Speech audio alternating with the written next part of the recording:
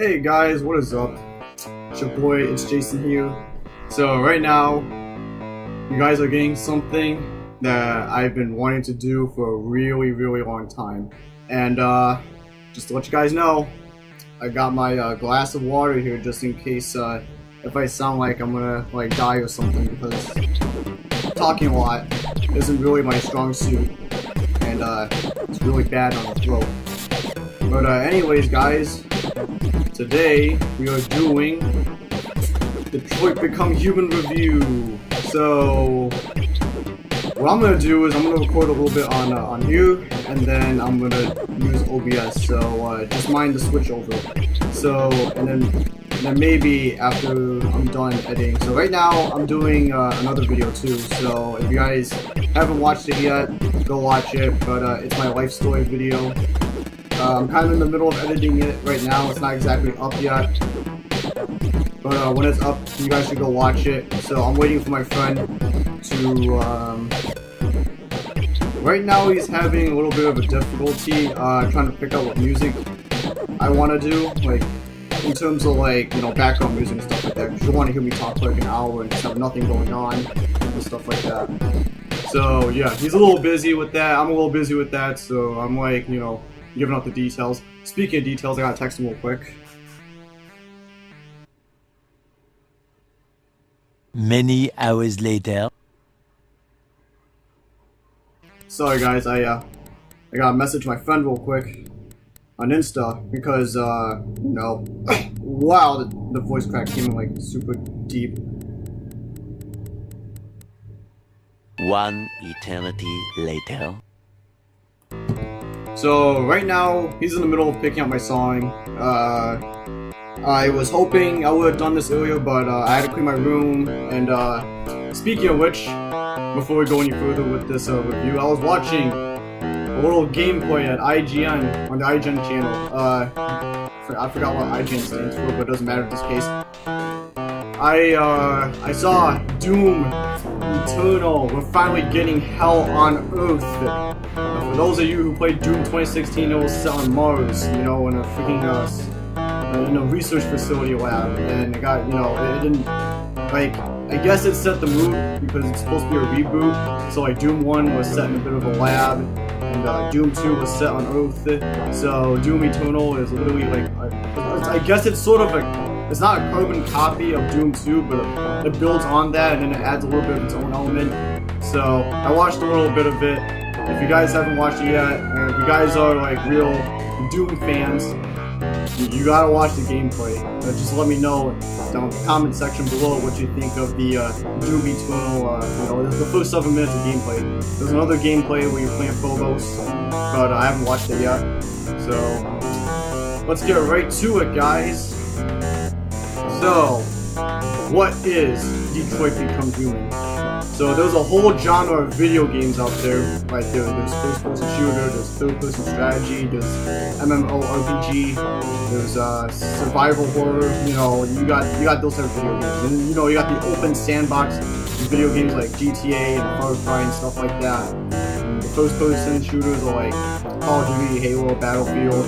The MMORPGs are like Overwatch, maybe Overwatch, or like League of Legends, or freaking Final Fantasy. That's another one too. Final Fantasy. I know a friend, her name is Zen. She plays Final Fantasy. I didn't even know she played video games in the first place because she didn't seem like the type to play video games. But the more you know, you got your battle royales. Those are pretty new things. You got like H1Z1. Fortnite is the big one out there right now. It's pretty popular. You got PUBG. Not as popular because it hasn't innovated as much, and I heard there's a lot of hackers in the game, but it gives that realism element. So like Fortnite's like the Call of Duty of battle royales, and PUBG is like it's like the battlefield of battle royale because it just feels a little bit more real. But anyway, yeah, you have those different genres, but there's one genre that nobody really has heard of too much of, and that is the story narrative genre. Now, how story narrative genres go is like it's like an interactive movie. So you're playing through the game. It's almost like you're part of the movie. So you go to watch a movie with your friends, and you're watching everything happen, but you don't really get to choose what happens in the movie. So story narratives are like that, except you know, you get to choose what happens. So if you watch my Life is Strange gameplay, that's exactly what it's like. You're like in a movie. You're watching everything. There's a lot of cutscenes.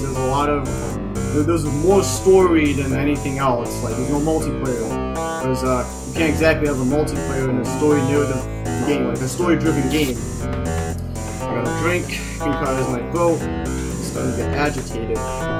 Drink water, kids. It's good for you.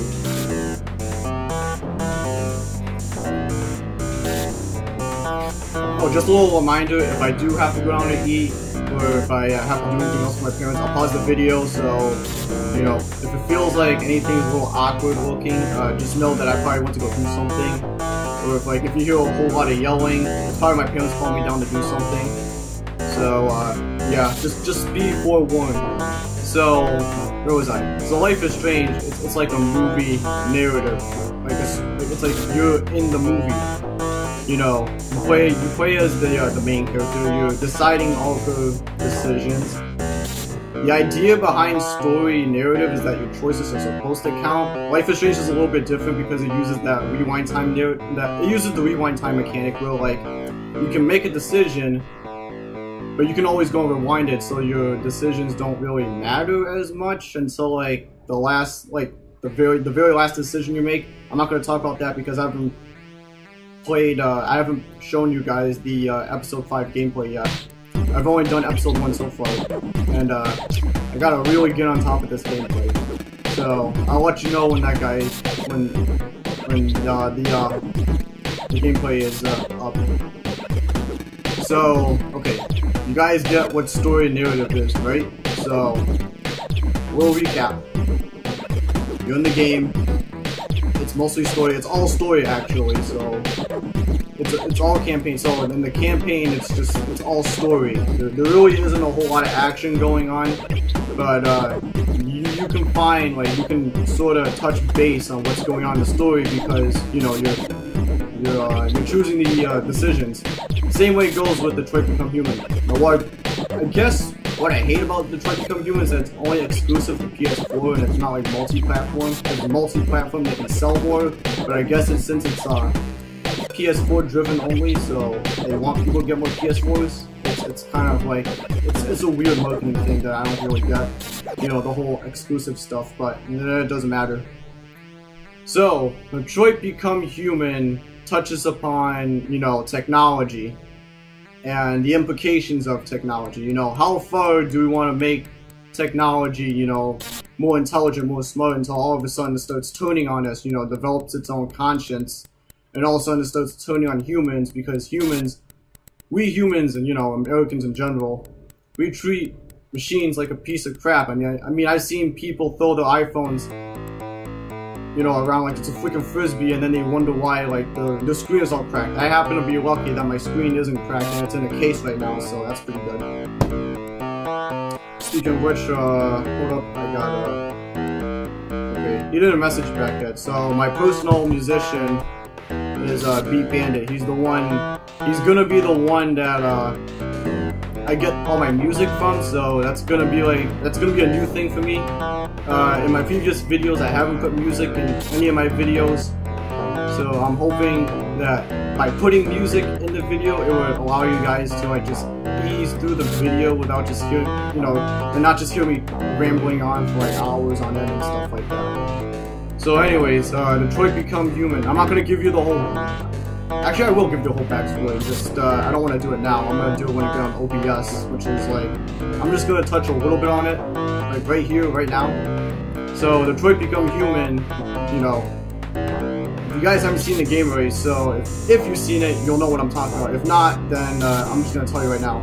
So you play as 3 characters, and all 3 of them are androids. They're smart androids. They look human. They think like they're you know, they think just like humans do. Their body makeup is similar to humans, but you know, they're just basically plastic. the only way you can tell that they're not an android, you gotta do like some type of like infrared scan or something like that, or you know, whenever they bleed blue blood. So the lore behind the blue blood, it was made by a guy named Elijah Kamsky. I think he ended up being like a really big graduate, something like that. I don't remember exactly where he graduated from. I'm gonna do that when I get on OBS. I'm gonna record full screen and then, you know, just go through the wiki and stuff like that. But you know, he had a degree, and actually I don't remember what degree. Again, I'll search it up on the wiki later on. So he makes this blue blood, and the blue blood acts like it's sort of like it acts like real blood. You know, it sends. Actually, yeah, it acts like blue blood. God, I can't even talk today, guys. I'm sorry. So, let me start again. The blue blood acts like real blood, except like it's not organic. It's a different compound, and it has all this coded information in it. So it's being sent throughout the android's body, and it can function like a human. So basically, that's what it is. And you're playing as these three characters, and you know, you're going through the narrative, so each of them has a different narrative. So one of them, and it happens to be my favorite character, is Kara. So who Kara is, she's a housemaid android. You know, she's like the android. She's an AX400 model. If you guys didn't know that, it's more specific than what you really need to know right now. But she's an AX400, which means that she's a household android. She's like, you know, she's the one that goes and does all your chores, you know, cleans the dishes, washes the floor, clean and dries your clothes, and you know, all that stuff, etc., etc., you know, so on and so forth. So she has an abusive owner. The guy's name is Todd, and he has this little kid. Her name is Alice or something like that. There's a big twist on Alice that we're gonna talk about later, but you know, Todd's a bit of an SOB, and he hates androids because he thinks that they took all his job. You know, they took his jobs or something like that.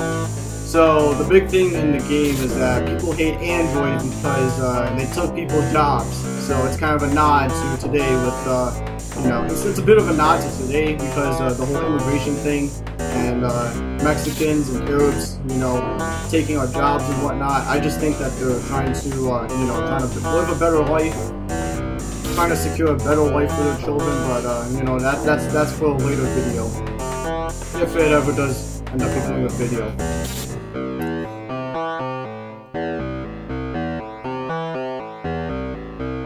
But Kara, you later find out, gets damaged a whole bunch of times by Todd because Todd has this, like, he's addicted to drugs. So the drug that he's addicted to in the game is called red ice, and surprisingly, red ice has the same chemical makeup as what is it, cocaine or something like that? Yeah. So it's kind of weird, but whatever. He's addicted to that. You know, his wife divorced him, and now he's stuck with his kid. And, you know, he's a little grumpy, he's real mad, and then, you know, and then stuff happens later in Kara's campaign that we'll talk about later. Connor, which I'm pretty sure is everyone's favorite character just because he's a badass and he's a cop, you know, like we haven't seen that in so many David Cage games. So the guy developing it is David Cage. Now, I don't like David Cage because, he objectifies women in all of his games. So in order for the woman to be strong, she has to be beat around a whole bunch of times and basically commanded by every man on what to do, which kind of sucks. And you know, he just shoehorns every single cliche into, you know, like the dead parent for motivation cliche, or the other way around, like the dead relative cliche, or the big one in Detroit Become Human is the strip club cliche, which we're going to talk about later. But Connor, he is a prototype. He is a RK900 model. So Cyberlife, you know, the corporation making these androids and serving the needs of the consumer, they build him because as you might know, if you play the game, the androids are starting to malfunction and they have developed their own conscience. You know, they have needs and wants. That's normally not what happens in machines. Machines are made to serve people. You know, that's the basis.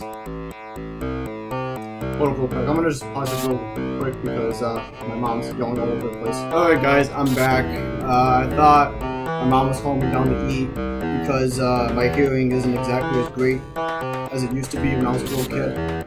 But anyways, so these androids start malfunctioning and people are calling it deviancy. So what deviancy is when an android deviates from his normal task and starts developing needs and wants.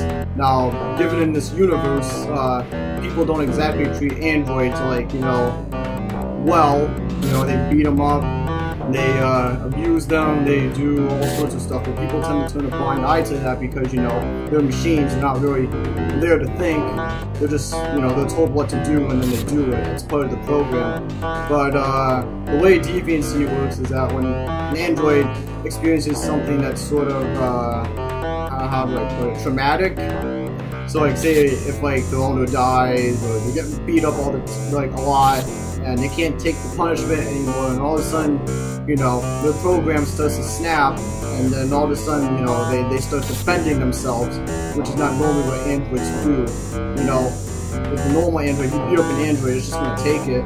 But with deviant androids, they're not going to take it. They're going to try to defend themselves and then they're going to start developing needs and wants.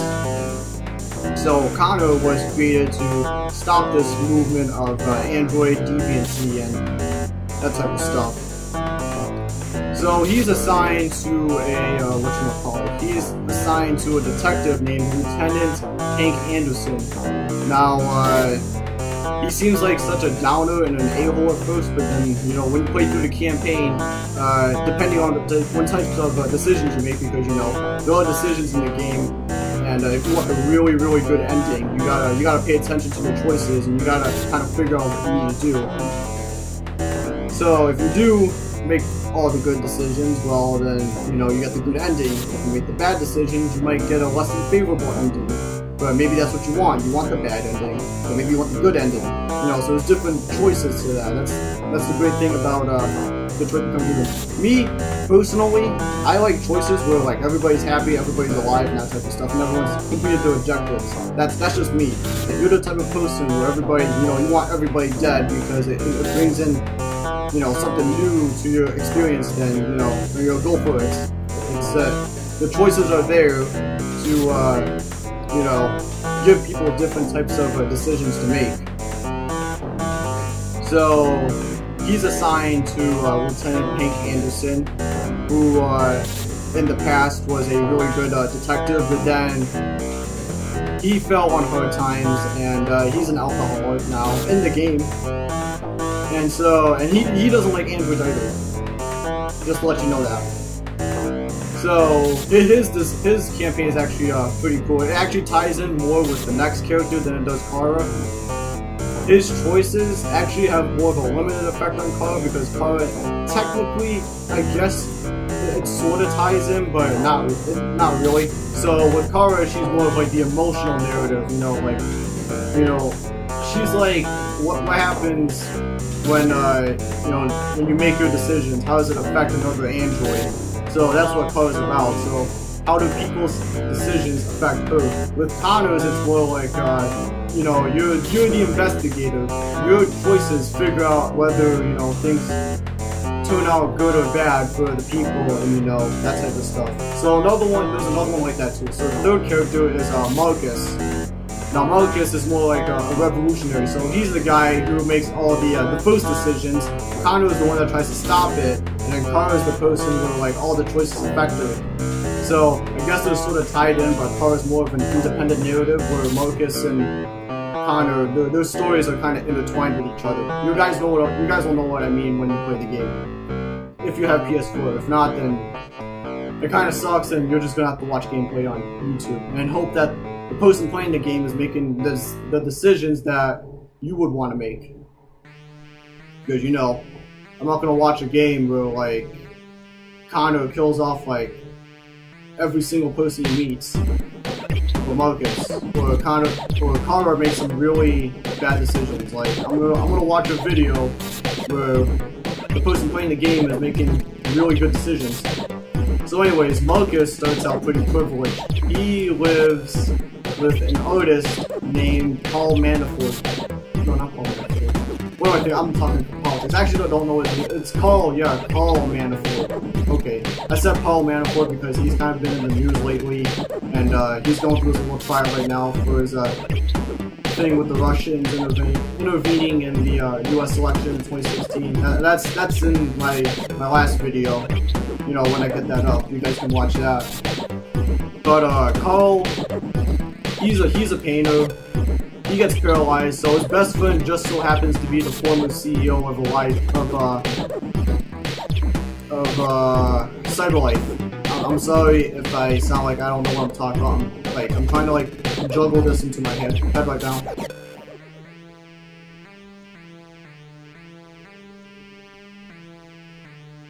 But so Carl is best friends with the former CEO of CyberLife, Elijah Kamsky. So Elijah, feeling pretty bad for Carl that he's paralyzed, gives him an android so that android can carry out the tasks for Carl, and Carl can start to paint again because he's kind of relapsed and he ends up drinking a lot too. So Marcus, I think he's an RK200. He's a prototype actually.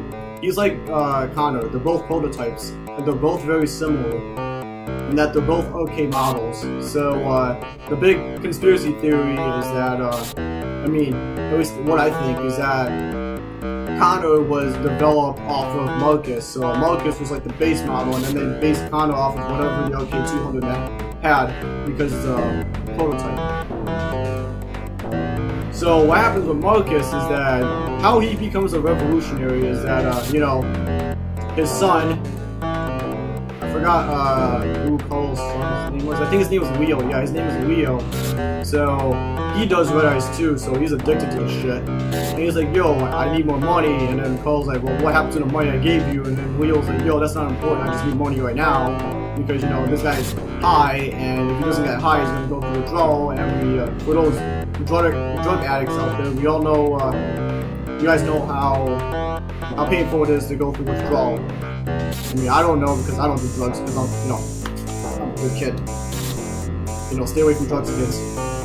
But so Leo ends up getting pretty physical with his father, and then he gets physical with Marcus, and so that's when Marcus starts to snap. He starts snapping when Leo basically is like all up in his face and stuff like that. So you're given the option of whether to defend yourself or not to defend yourself. I'm gonna tell you right off the bat, one of those two decisions are gonna decide what happens later on with Marcus. But you know, after that, you know, he goes on this journey to become a revolutionary, and he's campaigning for androids' rights, you know, for the ones that can think and the ones that are deviant. So yeah, those are your three characters right there, and then you got some minor characters too that I may or may not go through because I don't want this video being super long like the last one. That one was very long. This one I'm gonna try to keep super short, as short as possible, so that you guys can enjoy the content that I'm giving you right now. So what I'm gonna do right now is I'm gonna switch over to OBS. Starting about 3, 2, 1, and get ready for OBS, guys.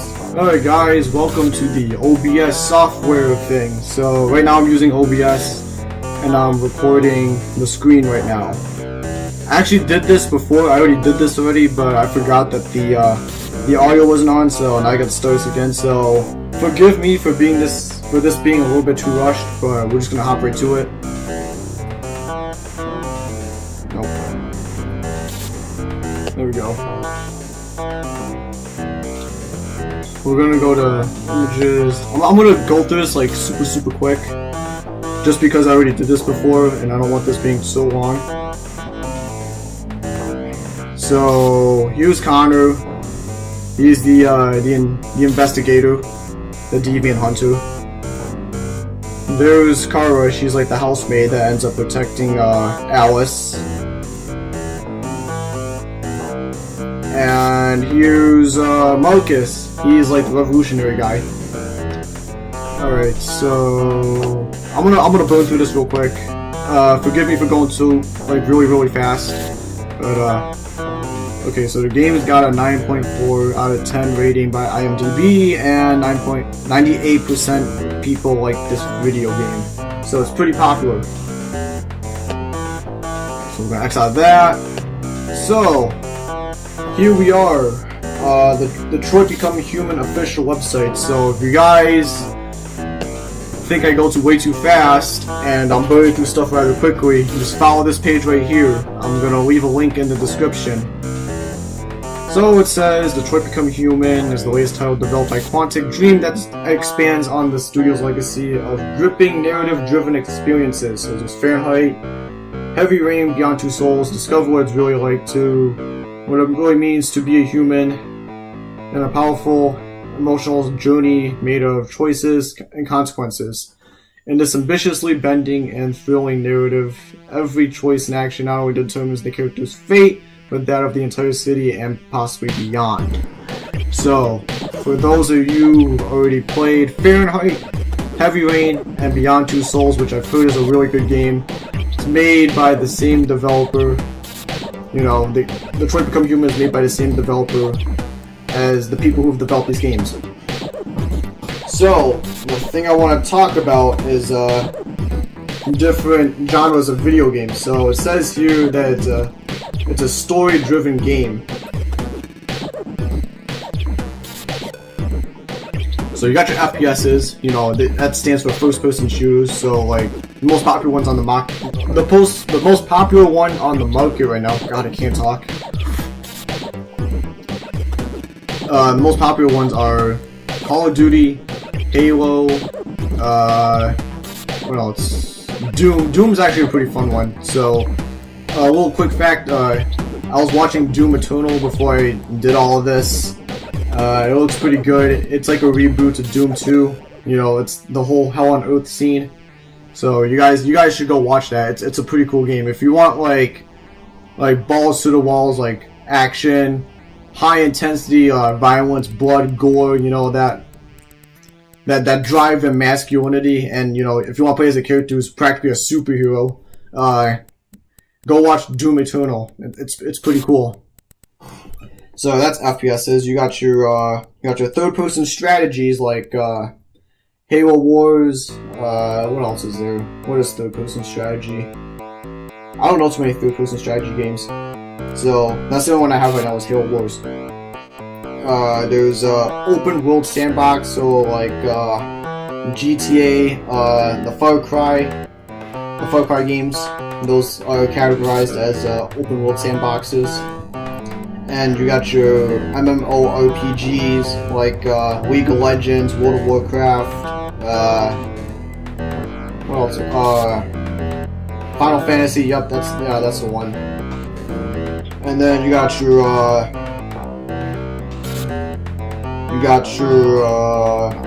God, what was it? I can't think today, guys. And neither can I talk.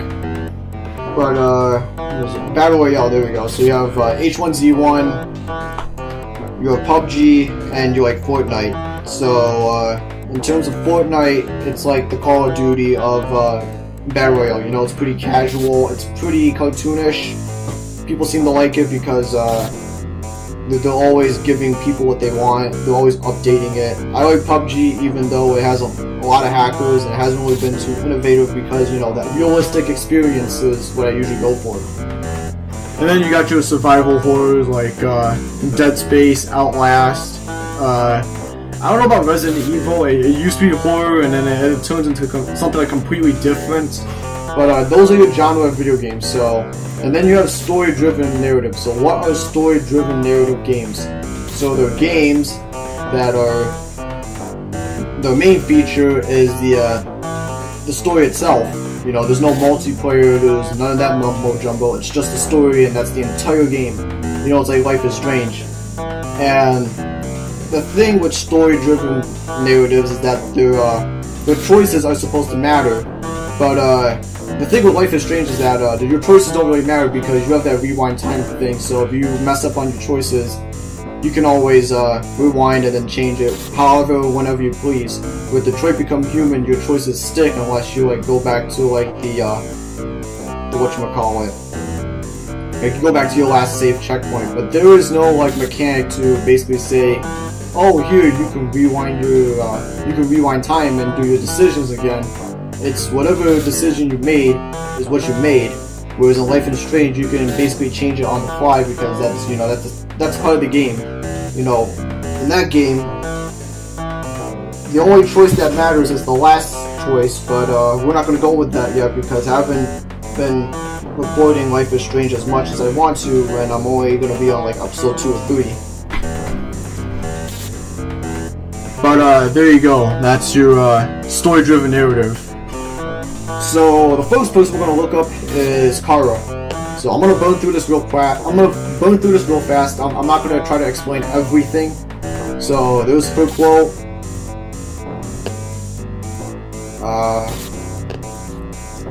That's what she looks like. AX400. She doesn't have an alias. Like she doesn't have like a special name that people call her by.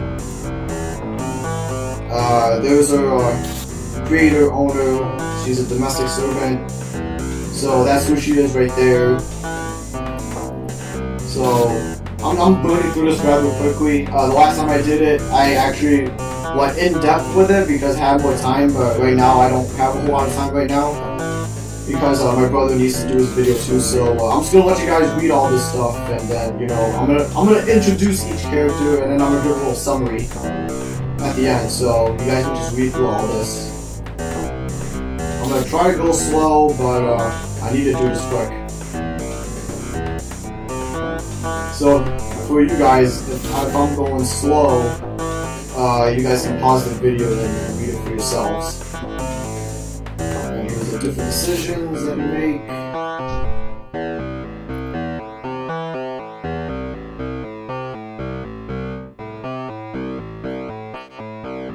Wow, this feels really boring not having to, comment on these things, but, I can't burn through time. My time's limited.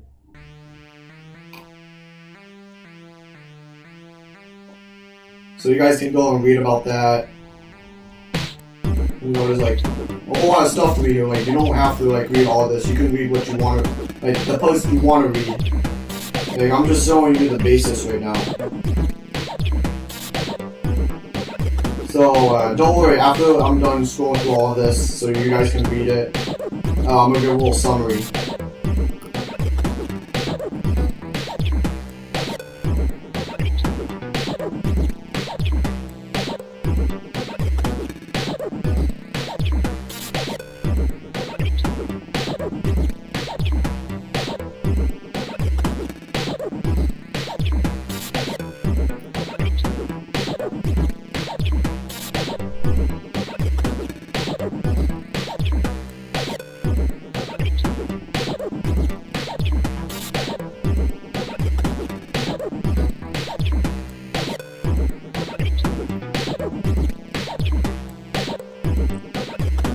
Okay, so her actor is Valerie Curry. So the cool thing about this game is that all of the actors who were part of this game, this project, their characters are the exact lookalikes of their actor. I think they use like some type of 3D imaging or something like that. I'm not sure. You guys can check that for yourselves. So here's that. Here's pictures. I'm gonna go through it rather slowly so that you guys can see everything. I'm pretty sure at the bottom. Okay, here we go. So at the bottom, for some reason, it's not loading in, but you can come to this website whenever you want to, and you can look at stuff. So and that's why there's videos too. Oh yeah, and then there's the notes too.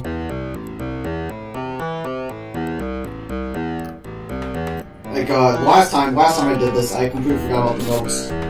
So there's that.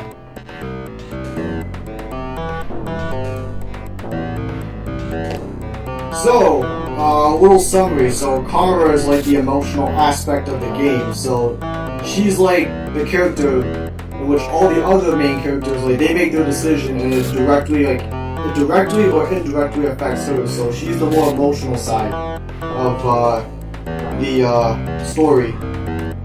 So we're gonna move on to the next character.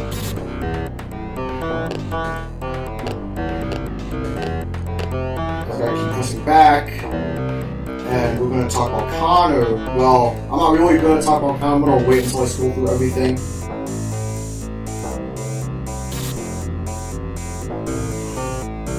So Connor, if this can load, that'd be pretty nice too. Oops, I went too far down. I'm gonna X that out. So here's Connor. He's an LK800 android.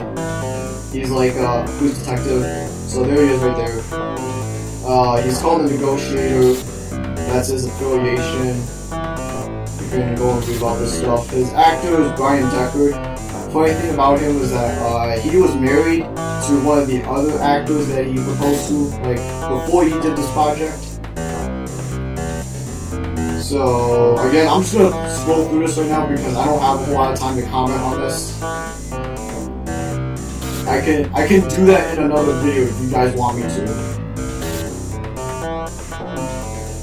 So I'm just gonna go through this rather slowly. If you guys, again, I'm gonna keep reminding you, I'm gonna keep hammering on you guys about this because I don't want any complaints saying that I went way too fast. If I'm going too fast, you can either come to this website yourself, or you can pause the video and read some of the stuff.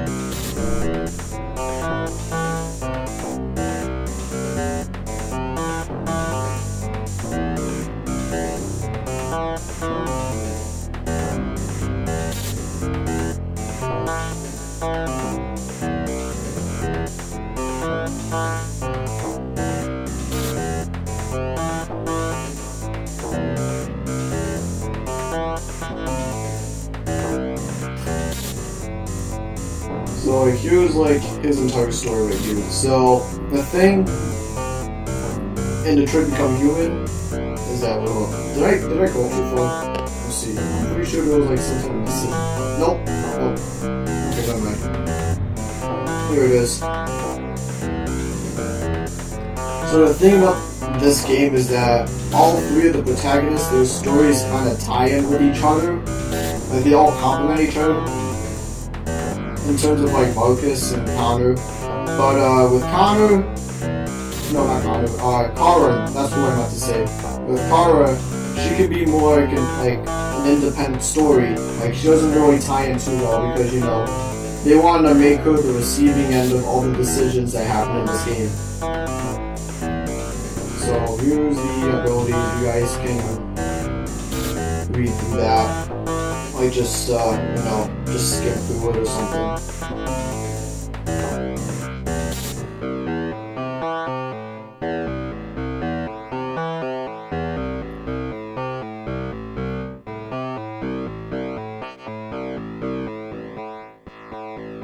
So, a little comment.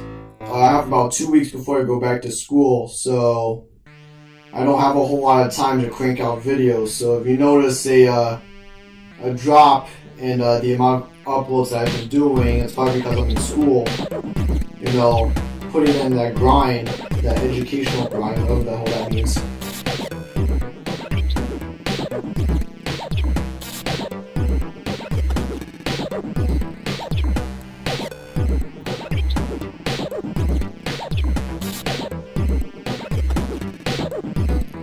You know, there's the actor who is married to another actor. What he does is he does all of these Twitch streams and stuff like that. He streams the game, so if you follow him on Instagram and Twitter, like he'll announce all that stuff. He does like live streams with his wife. It's pretty cool.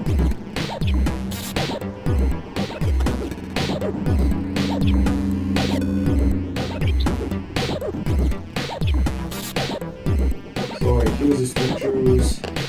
Go through rather slowly. It's not going to load at the bottom, so forgive me. And here's videos. And here's all the notes that you guys can read.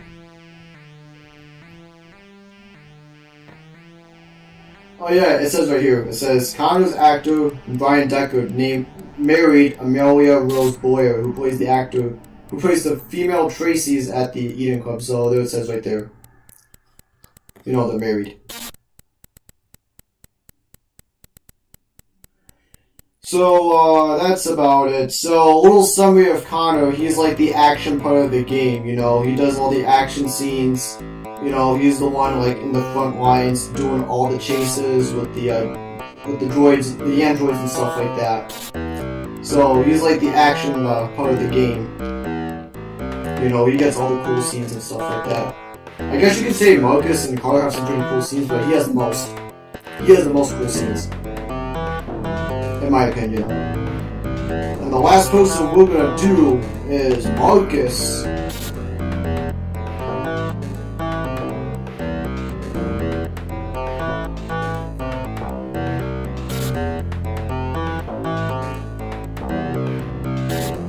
So here's Marcus right there. He's RK200 Android prototype.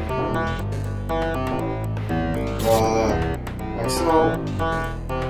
So, he's nicknamed the Deviant Leader, you know, his relatives. Oh god, what the hell happened? Okay, guys, we don't want to read about loot boxes, we can read about that later.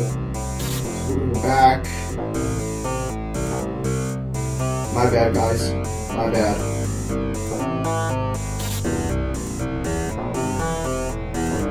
So that again, because we don't need to watch the video. So, just like with the other two, I'm going to quickly, well not quickly, but I'm going to scroll through all this stuff that you guys can read. I'm not going to really comment on it. I'm going to give like the overall of what he's about.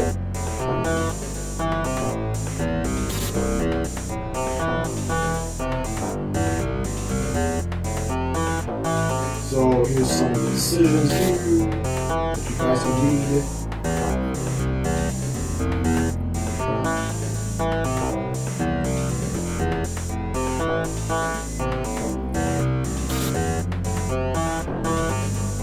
A little side comment. My parents and my brother and my sisters, they all went to the beach today, so I stayed home because I've been to that same beach like a million times now. Oh god, that voice cracked so bad.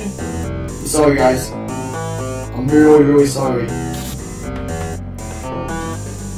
Oh, and for some reason, there's no description here for the Battle of Detroit mission, but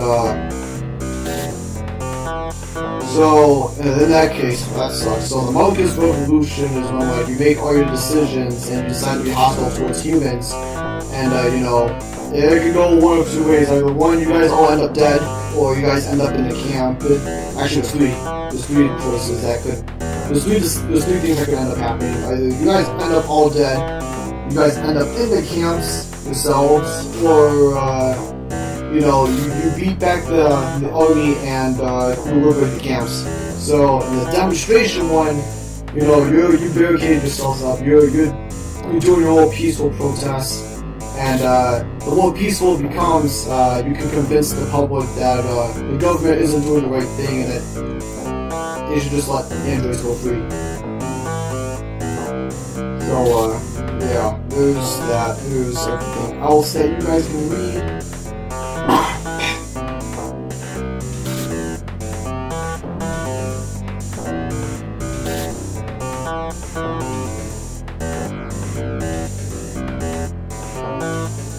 For some reason at the top of my screen it's not loading all the way, I don't know why, so I'm just gonna hit that X button real quick.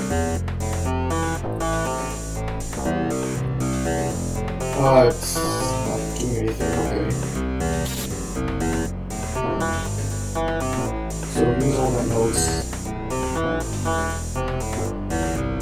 Oh, I didn't even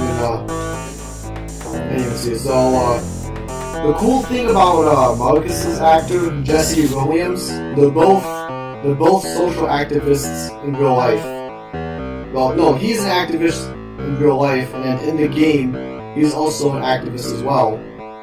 So that's pretty cool. With Valerie's an actor. She's like a small-time actor. If you go to Instagram, she like posts stuff about like her personal life and stuff like that.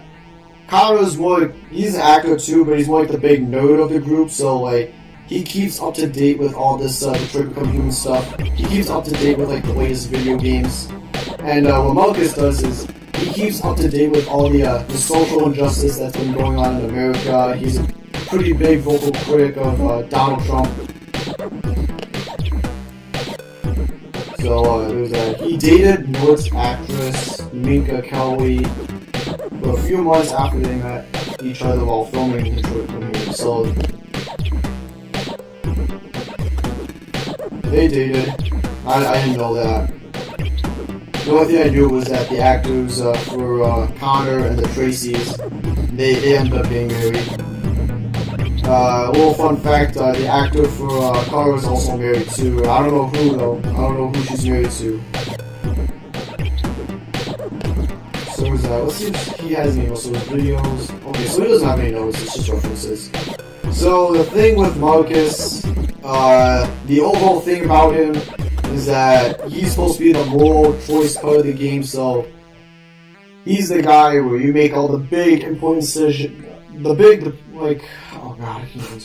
big important decisions. There we go.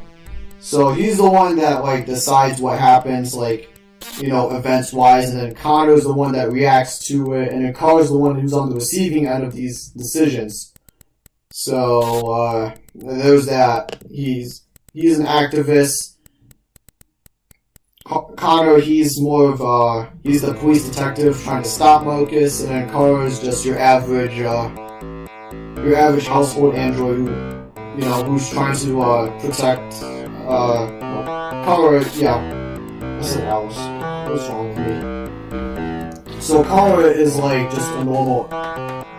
She's just a normal housemate android who's on the receiving end of all these decisions, and the only thing she wants to do is protect Alice. Alright guys, so what'd you think about that? You know, I just went through Detroit Become Human Wikipedia. I can't talk. Really can't talk. I don't know why. My hair's a bit messy, because it's nappy or not. I made a little joke on Luke Combs. You know, if you haven't watched that video yet, I'm still rendering it. I'm still waiting for my friend to give me a music clip to go with that video. But the joke is that I was like, hey, who's this guy, Luke Combs? I can't pronounce his first name for some reason. I don't know why. Is it just Luke Combs or is it Luke Combs? I don't know. So anyways, I said, well, he's this guy Luke.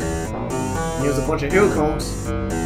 My really nappy hair, which I don't want to cut off because you know, I like my hair. I just don't like it being so nappy, like so out there.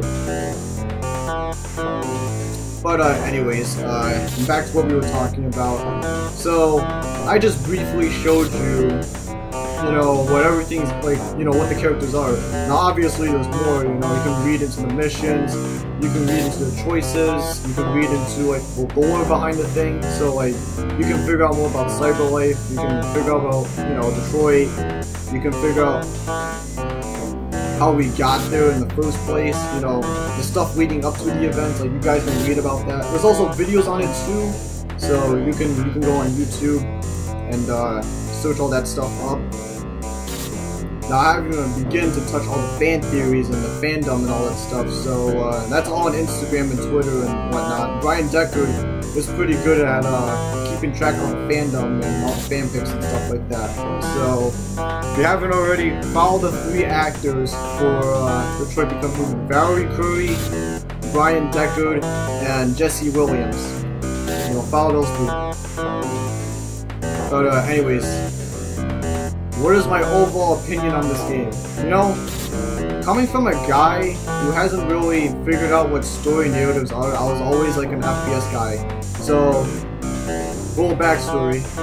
As a kid, I tended to play a lot of, I played a lot of computer games. You know, there was this really cool video game on computer called Build a Town. It was more like a tycoon thing.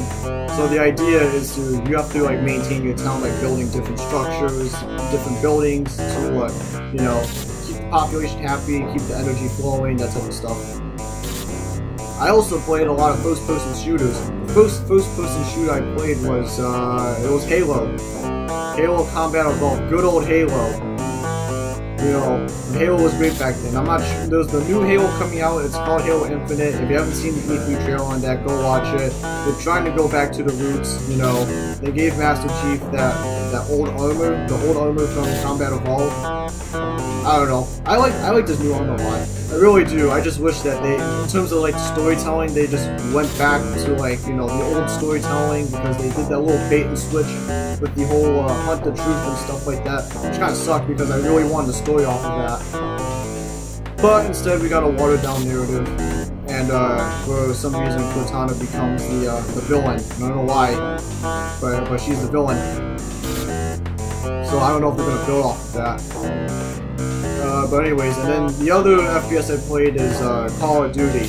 Now, I tend to criticize Call of Duty a lot nowadays, but don't get me wrong. I love Call of Duty. I wish I can still play Call of Duty as is. Like, you know, the olden Call of Duties. Like, the first Call of Duty I played was on a PlayStation Portable. It was called Call of Duty Road to Victory. It was about the campaigns in Europe during World War II and that stuff. And then I moved on. I got an Xbox 360 when I was like after 5th grade, so I was heading to middle school. I got a 360, and it would be a while until I get another Call of Duty. I think the first one I got was like either Black Ops or it was either Black Ops. It might be Black Ops. I don't know. It was either Black Ops and then Call of Duty 4. I didn't really like Call of Duty 4 back then, but then I didn't realize how great it was compared to the newer Call of Duties nowadays. Sorry guys, I had like quote. But you know, and then the big one I liked a lot, the one that really got me into Call of Duty multiplayer was Modern Warfare 3. Now granted, Modern Warfare 3 isn't really the greatest one out of all the Modern Warfares. In fact, you could probably say that it's like the worst one in terms of like how the multiplayer played out. It was really good in terms of like storytelling. Like Call of Duty nowadays, like they don't have a good story. It's like a mediocre story that's watered down to full of cliches. You know, everything's got to be over the top, Michael Bay-esque. The new one, Black Ops 4, they're doing the Battle Royale thing, and so is Battlefield 5. Battlefield 5 really is getting to me, and you wanna know why? If you watch the trailer, it showed like your character having goofy outfits, and it showed a lady on the battlefield during World War II. You know, I don't care if a lady is featured in a game. That's not the thing. The thing is historical accuracy and the level of immersion in Battlefield. You know, DICE has always hammered on the whole, you know, we're trying to make this game as immersive as possible, as real, to feel real as possible. Like, and that kind of broke by the time they showed Battlefield 5. In fact, I think it was like one of those Battlefields that got a lot of hate, including Hardline, but Hardline was more of an experiment than anything else. So, yeah. So, in terms of Call of Duty is pretty watered down. They have really goofy outfits. The game is loaded with microtransactions, RNG, loot boxes, supply drops. So basically, it's no longer about, you know, casually playing or actually trying to get kills. It's more of a, how many supply drops can you get so you can get like this really cool weapon where you basically reign supreme on top, and all the other players, you know, what can they do? Because, you know, they want the weapon too, so that means they're gonna go shell out 20 bucks on however many supply drops it takes to get the weapon that they need, which kind of sucks. Because now Call of Duty has turned into a play-to-win game. You know, it's like gambling. You know, I don't like that. I wish, you know, we could go back to the era before DLCs, because, you know, developers are using DLC as a way to bring in extra cash when they know their game is pretty sucky. That isn't the case with this new Call of Duty. I have a feeling that this Call of Duty is going to get burned out in a couple of months, and then people are just going to go, wow, this is boring, this is it. Like, that's it. So, yeah. Other FPSs I played, real quick.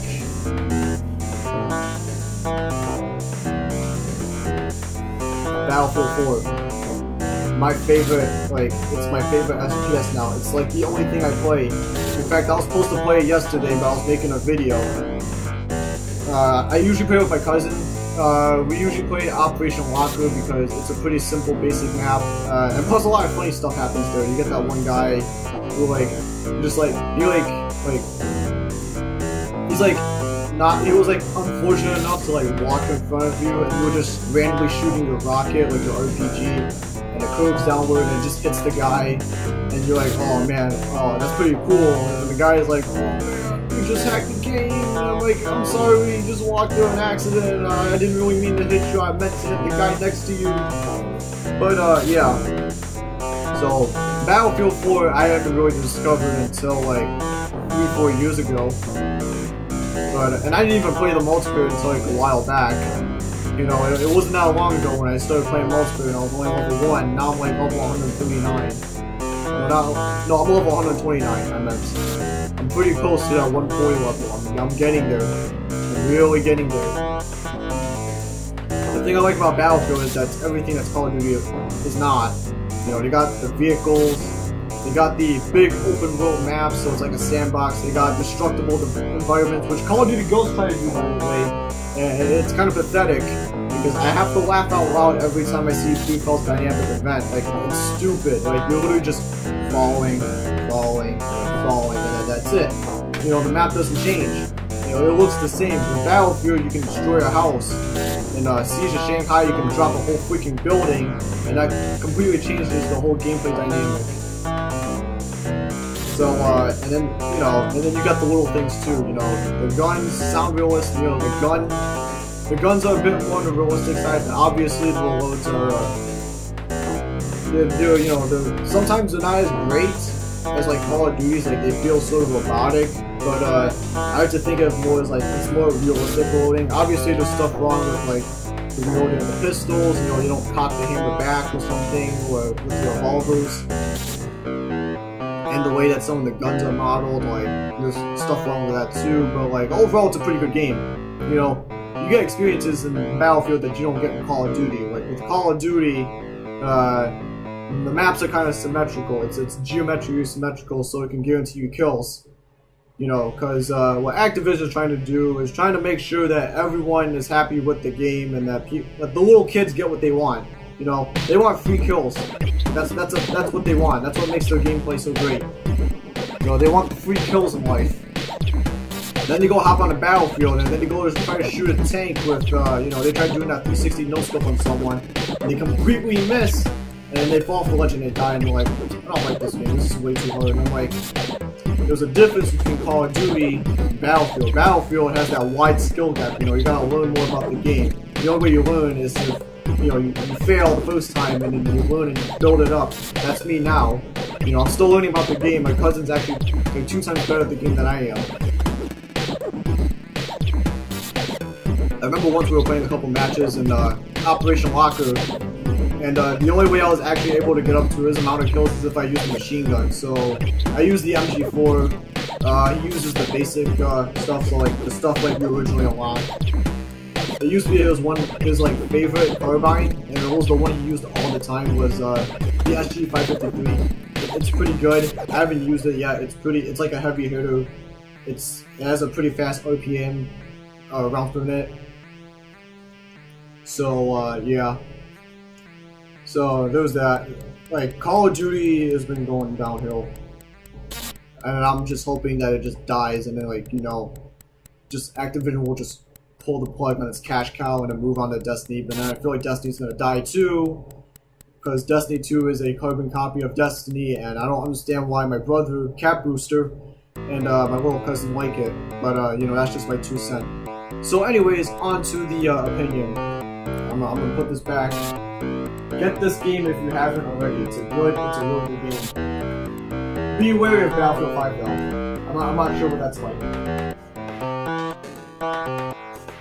And obviously Battlefield 1 was pretty good too. So, about Detroit Become Human. To me, you know, I wasn't really into the story narrative stuff until I got Life is Strange, and I was like, whoa, what have I been missing out on? And Life is Strange was pretty good, so I compared it. I compared this game to Life is Strange, and I'm like, well, it's actually better than Life is Strange in certain departments. But one of the departments it's good in is the choices department. You know, all your choices matter unless you're like that guy who like makes like a really bad decision, and you're like, well, I gotta go back to the last checkpoint. If you play it once, like completely through, then your choices actually matter. And I like the story behind it. I like the emotional part. You know, I don't have an Xbox One or a PS4. I don't even have a next gen console. I have my last gen console. I have a 360. That's what I used to play. That's what I used to play Battlefield 4 with my cousin. So I have to watch all that stuff on YouTube. I have to watch people playing stuff and whatnot.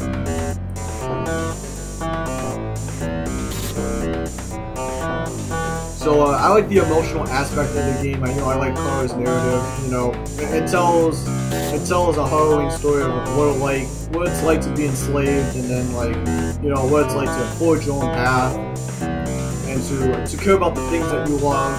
You know, the voice out stuff. To always question things. You know, in terms of Connor's campaign. You know, always question the status quo. I mean, you can never know what you can get out of it, whether it's good or bad, but it's always good to question the status quo. And I mean it in real life too, you know, with Donald Trump and doing all these stupid policies and stuff. You know, sometimes you just gotta call people on their BS, you know, you gotta question it. And I know people are gonna be down in the comments going, oh, yeah, you libtard. Well, first of all, I don't know what libtard is, so, that joke's on you, I don't even know what that is. But second of all, you know, you gotta admit, he's a 2 out of 10 president, and he hasn't really done anything for 2 years. And people are like, oh, he's done more than any other president. And I'm like, you kind of have your head stuck up your rectum if you believe that. Because I know plenty of other presidents who have done at least marginally more than Donald Trump has done right now.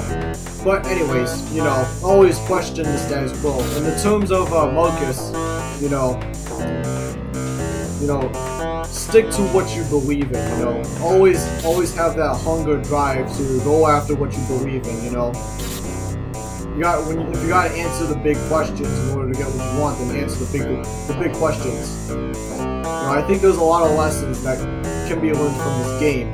I can't exactly name them off the top of my head, but you got the emotional part, you got the action part, you got the morals part. So combine all three together and you got a really, really good story. So, you know, I give this game a